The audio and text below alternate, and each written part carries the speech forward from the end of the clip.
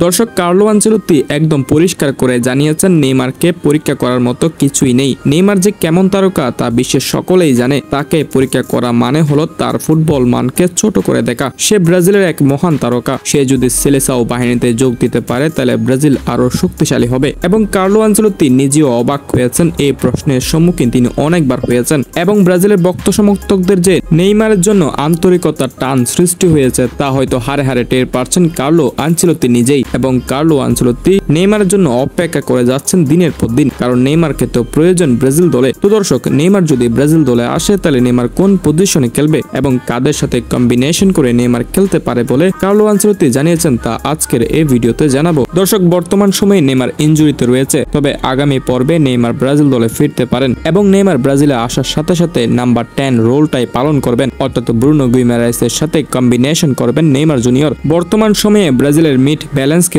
অনেকটা এগিয়ে নিয়ে গেছেন কার্লো আনচেলত্তি, তবে ব্রুনো গুইমারাইসের সাথে যে একজন কম্বিনেশন করবে তাকে কার্লো আনচেলত্তি খুঁজে পাচ্ছেন না। ডিফেন্স মিডফিল্ড রোলে আছে কাসামিরো, তবে সেন্টার মিডফিল্ডে তো প্রয়োজন 2 মিডফিল্ডার, তাই একজন ব্রুনো গুইমারাইস থাকলেও আরো একজন মিডফিল্ডার প্রয়োজন, যেই থাকবেন ক্রিয়েটিভিটি মিডফিল্ডার, অর্থাৎ ফরওয়ার্ডদেরকে আরো বেশি সাহায্য করবেন এই মিডফিল্ডার। তাই এই কথাগুলো চিন্তা করলে হয়তো সবার প্রথমে আপনার মাথায় আসবে নেইমার জুনিয়রের নাম। তবে কার্লো আনচেলত্তি জানিয়েছেন ব্রাজিলের হলুদ জার্সি গায়ে দিতে হলে অবশ্যই ওই প্লেয়ারকে সম্পূর্ণ ফিট থাকতে হবে, কারণ ফুটবল এমন একটি খেলা যেখানে ফিটনেস স্ট্রেঞ্জ হারিয়ে ফেলে ম্যাচ কন্ট্রোলের বাইরে চলে যাবে এবং ম্যাচের মধ্যে বেশি বেশি বল লস হবে। ফলে কার্লো আনচেলত্তি নেইমার জুনিয়রকে আরো বেশি ফিটনেসটাকে ঠিক রাখার জন্য পরামর্শ দিয়েছেন। এছাড়াও নেইমার যদি ব্রাজিল দলে আসে তাহলে আরো এক জায়গায় ব্রাজিল জ্বলে উঠবে, সেটি হলো ব্রাজিলের টিম কম্বিনেশন। হ্যাঁ দর্শক, নেইমার যদি ব্রাজিল দলে আসে তাহলে বাকি তারকারা নেইমারকে ঘিরেই স্বপ্ন দেখবে এবং নেইমার জুনিয়রও একটা বট গাছের মতো